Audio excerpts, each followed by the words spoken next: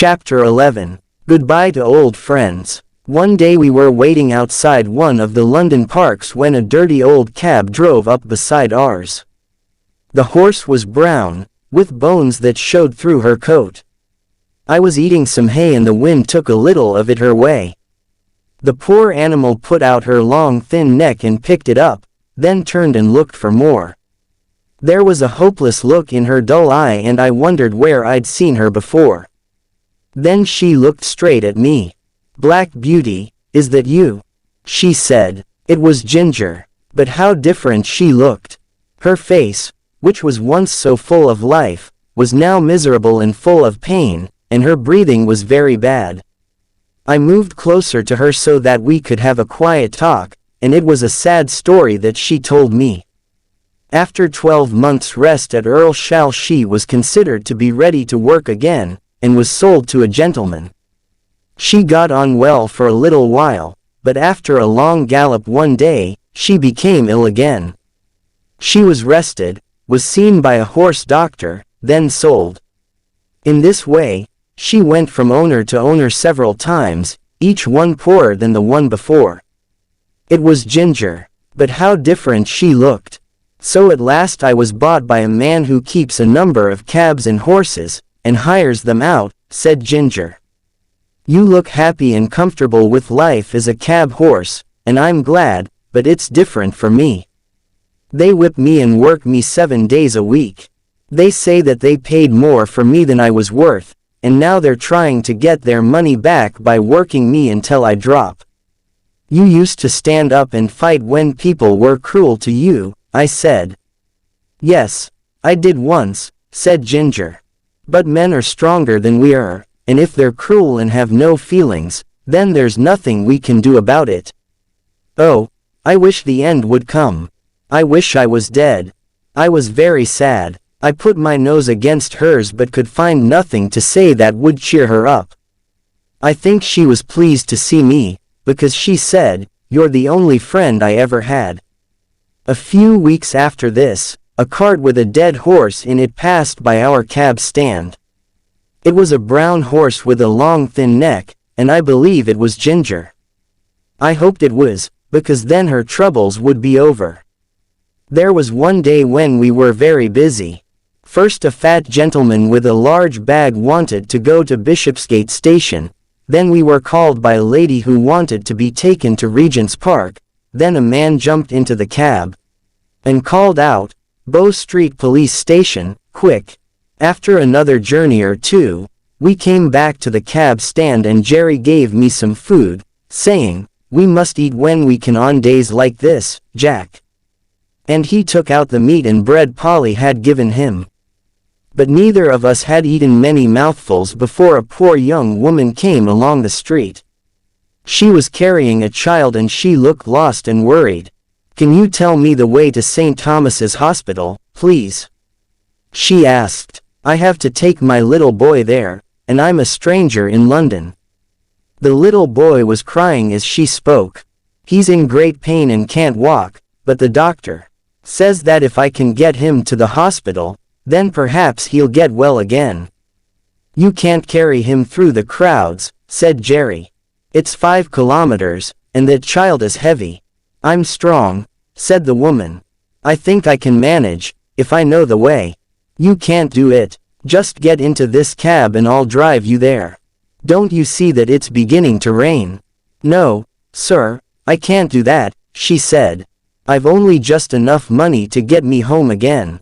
"Listen," said Jerry. "I've got a wife and children at home, and I'd be ashamed of myself if I let a woman and a sick child put themselves in danger. Get in the cab and I'll take you for nothing." "Oh, how kind you are," said the woman, and began to cry. Jerry opened the door but 2 men ran up, calling out, "Cab." "It's taken," said Jerry, but one man pushed past the woman and jumped in, followed by the other. "This cab is already taken, gentlemen," Jerry said again, "by this lady." "Lady," said one of the men unpleasantly, looking at the woman's poor clothes. "She can wait. Our business is very important, and anyway, we were in first, and we'll stay in." A smile came over Jerry's face as he shut the cab door. "Stay in as long as you like, gentlemen. I can wait while you rest yourselves." He walked over to the young woman who was standing nearby. "They'll soon be gone, don't worry," he said, laughing. And he was right. When the two men realized that they were going to have a very long wait, they got out, calling Jerry all kinds of bad names. After this, we were soon on our way to the hospital. "Thank you 1,000 times," said the young woman, as Jerry helped her out of the cab. "I hope your child will soon be better," said Jerry. He watched her go in, then patted my neck. It was something he always did when he was pleased. The rain was now coming down fast and, just as we were leaving the hospital, a lady came down the steps calling, "Cab." Jerry seemed to know her at once. "Jerry Barker, is it you?" said the woman. "I'm very glad to find you here. It's difficult to get a cab in this part of London today." The two men called Jerry all kinds of bad names. "I'll be proud to take you," said Jerry. "Where do you want to go?" "Paddington Station," said the woman. We got to the station and went in undercover. The lady stood beside the cab talking to Jerry for some time, and I discovered that she was once Polly's mistress.